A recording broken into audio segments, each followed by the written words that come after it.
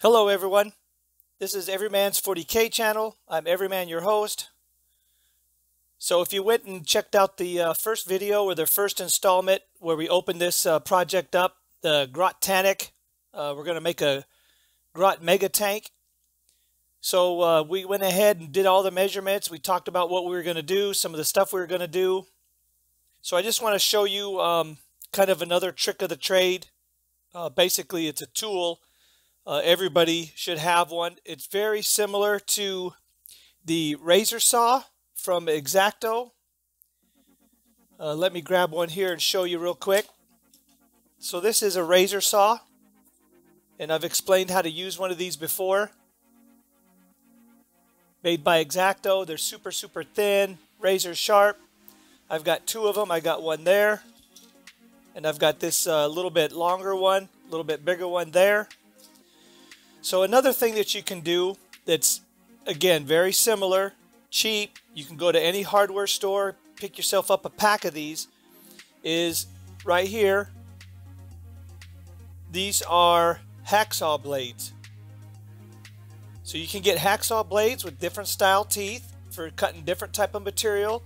You can get a coarse one, thin one, or a fine cut. This is just your standard steel, ready for steel. But a hacksaw blade is nice because it's got a long, handle or long portion here where you can go ahead and make much longer cuts. You can also, as you're cutting, guide the saw across the surface and use light pressure and to make sure that you're cutting straight. So we're going to go ahead and cut this baby. Move some things out of the way so we can make sure we cut straight. So we're going to use this point right here and this point right here. And we're going to put that saw blade up against there, and we're going to just draw it back and forth, and we're going to let that saw blade do the work. We're not going to do a lot of pressure, and what we're going to do is we're just going to concentrate on going straight up and down, making sure that this thing is perpendicular so we don't get a crazy curve in our work.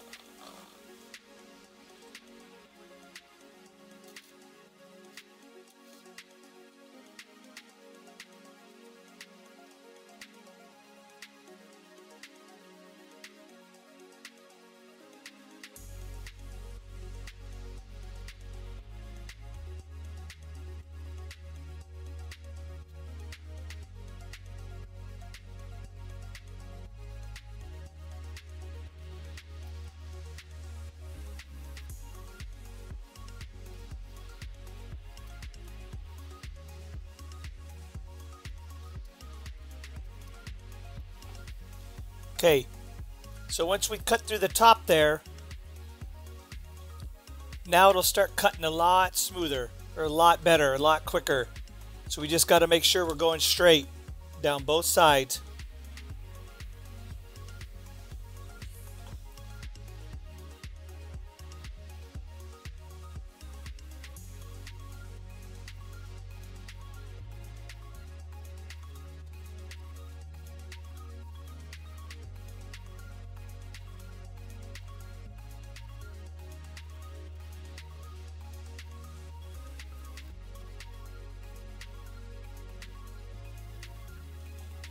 Okay, not too bad.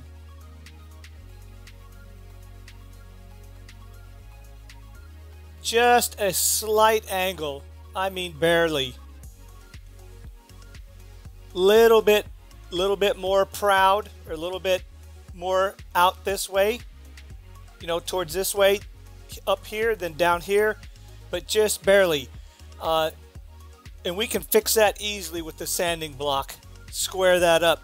But from this side to this side, I mean, that's straight. So we're going to square this up. So as you can see, it's pretty good already. See, there's no gap from left to right. So because there's no gap, you spin this all the way around. Again, no gap, no holes. Spin this around. See that surface there? That surface right along that bottom is nice and flat, nice and tight. From there all the way over to here. So that cut was really straight. Just maybe a little bit of cleanup right under here. So yeah, very happy. So in order to square this up even more, to finalize this, what you do is you get a nice piece of sandpaper, light pressure, and you use this surface. So this surface here, we know that's flat, super flat. So what we do is we just make sure it's clean underneath, set this down, and just lightly go back and forth. Let the sandpaper do the work.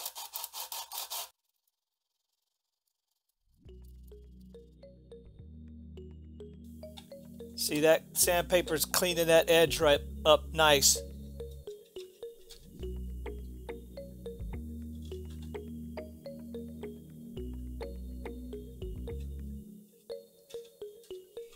So I think we're going to stop there. I mean, I think that's good enough. Barely touched it and it's ready to go. Start building, start gluing stuff to the back end. Okay. So again, we'll come back. Let me get a little bit more of this done and we'll show you where we're at.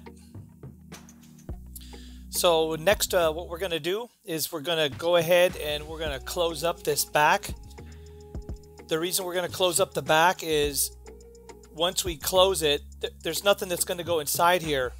So once we go ahead and close this, I can then start building on the back, making the exhaust stacks. I already have an idea of extending the back about a ½ inch using a rectangular piece or a square piece that goes across here. So that kind of leaves a standoff underneath. And then I'm going to put 2 propellers back here. So I'm going to extend some little shafts, some little drive shafts. And then I'm going to make 2 rather large propellers. So it looks like this thing is going to be pushed using like fans. Sort of like a swamp glider. One of those swamp things out in the Florida Everglades. So we're going to let this dry. I'll shoot it with some zap kicker. We'll kick this off and then we'll move on to the next part. Next, we just trim it out. So what we do is we just go ahead, come in here with the pair of scissors and just kind of get close.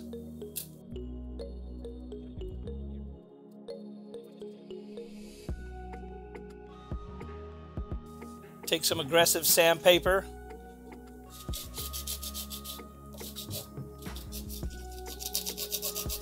You just come in here, clean it up. And the reason we can get away with this is because we're going to do that kind of welding thing, or like it was cut out with a torch. So this is going to be like a big heavy plate. So now we're going to take some super glue and we're going to kind of lock this in.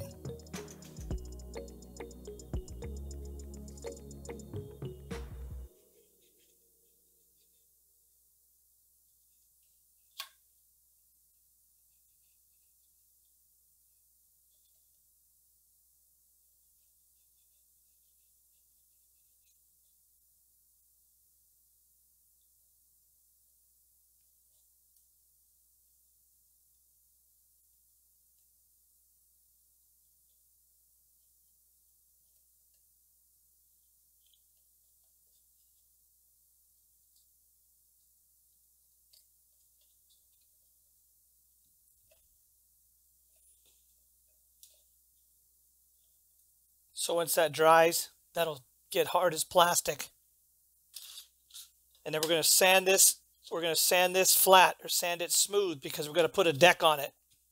A wood deck, an actual wood deck made out of stir sticks. And that is the #1 item that's going to help us get this to the proper scale. So when we put Gretchen on it, it'll look right. Okay, let me work on this a little bit more and we'll be back. So today we're going to work on two things that I think are most important to this build. One is going to be the ram, or the cow catcher, as we described in the first video. So we gotta do something here. We're gonna go ahead and start building that, both sides. That'll help us get some of the width back. Obviously this is pretty skinny, so we're gonna go ahead, and once we get those two cow catchers in here, they'll go ahead and give us a nice, 3-inch width going down the side, which will make this whole thing kind of look wider, and it'll bulk it out a little bit more.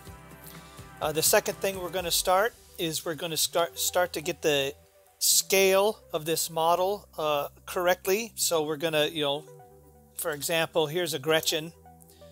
This is a Gretchen that I'm going to use on another model.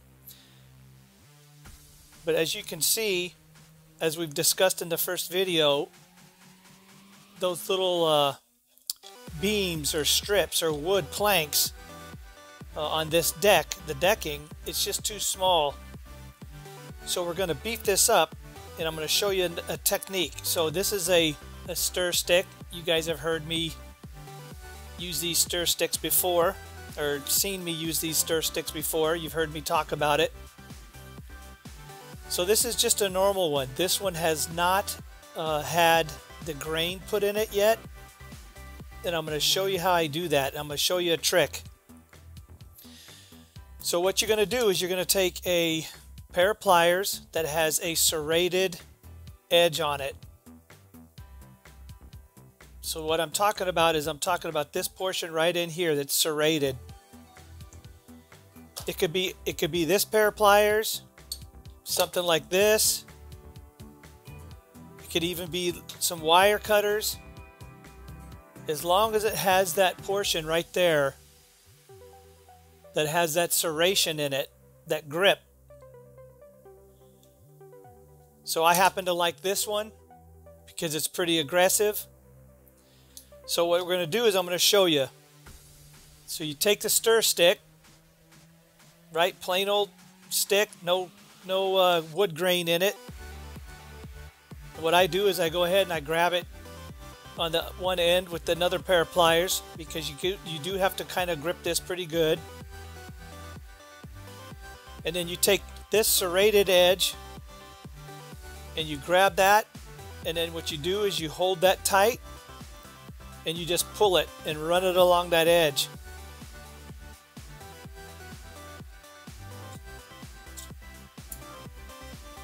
And you do that a couple times. The harder you push with this here, with this one, the harder you squeeze, obviously the more depth you're going to get. But we don't need a lot of depth, we just need to scratch it up. And you, like I said, you run it several times, all the way out to the end, and hopefully you can see it start to put that wood grain.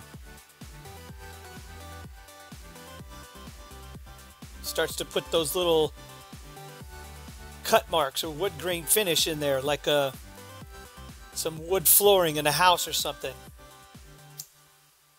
That way, once you stain this, and not stain it like you would a piece of wood, like you're doing something, some type of art or some type of table. What I mean by staining it is when you paint this with acrylics, it kind of takes the paint and absorbs the paint like a stain would. So then you can run it both ways. So run it once that way, then you start running it down the other way. You do this several times. You just run it.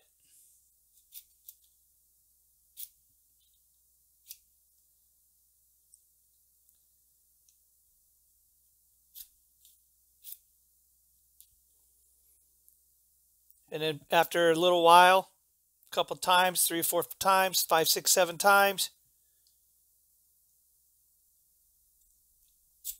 you get your final wood grain finish.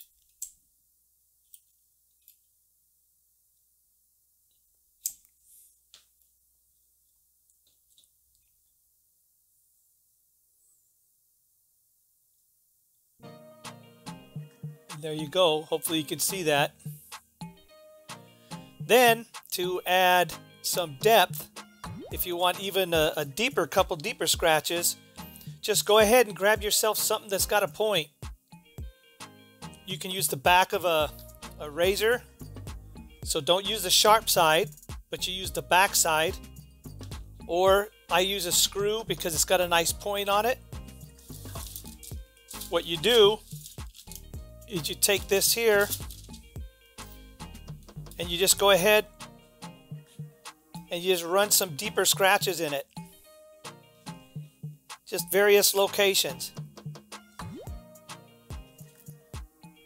And those, when you dry brush this, those deeper scratches really end up sticking out.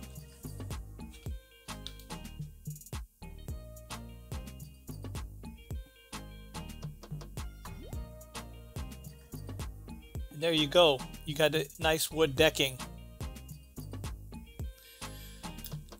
So I have several of these to do. So we're going to go ahead and push pause and we'll come back after I'm done. You guys don't need to see me do every single one of these. But once I get enough of these done, we're going to go ahead and turn this upside down. We're going to go build the deck. And then we'll show you once we glue this on here what that's going to look like. So give me 20 minutes or so. Get these decking, get these stir sticks all decked out. And then we'll come back and continue. So now that we've got a wood grain finish on all of these, as you can see, right, pretty cool. Each one's got their little, grain, embedded grain now on at least one surface. So now that we've got that done, and it didn't take that long at all, real quick, I'm going to sand it a little bit. Once we probably get this all glued on, I'm going to go ahead and sand that deck nice and smooth a little bit. Take some of this little bit of fuzziness out of here, but no worries. Not a major concern. So we got our piece of wax paper laid down here. What we're going to do is now we're going to put these sticks together as though we were going to do some flooring in a house. So what we're going to do is we're going to break these, make them square, and I break them because I want this like that, kind of jagged. I don't want to just cut them. We want this little fuzzy kind of jaggedness where we're going to break them and bond them together because we want it to look old and rustic. Like the orcs don't care, right? They just snap it off, cut it, hammer it with an axe, whatever. So now we're going to lay this out. So for example, let me show you here just straight. So we're going to put these down like this. So we're going to put that together like that. So you can see how that decking is coming together already. Look at it. So we're going to take this here and we're just going to lay it on top. And we're going to find a center.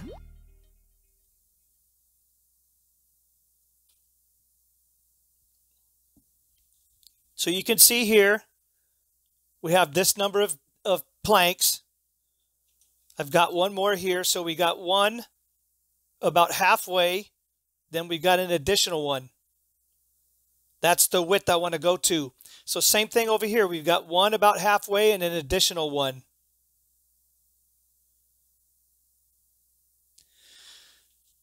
So go ahead. I'm going to go ahead and work on this a little bit.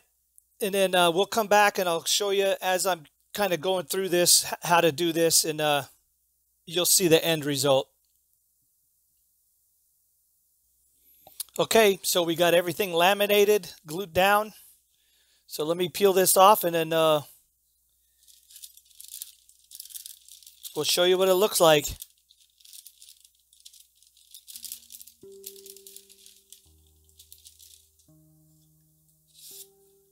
Okay, there we go. Check that out.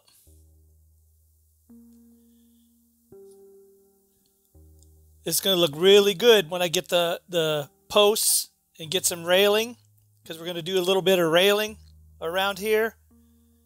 Going to put the, what do you call it, the turrets up front, shooting. Going to make the stacks.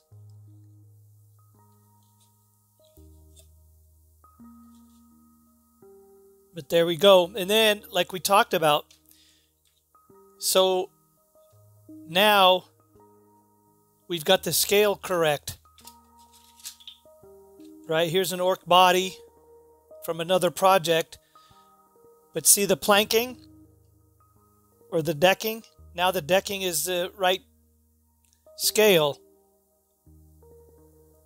So from here, we can go ahead, add our grots, add our towers, add our exhaust. This is going to look pretty good, I think.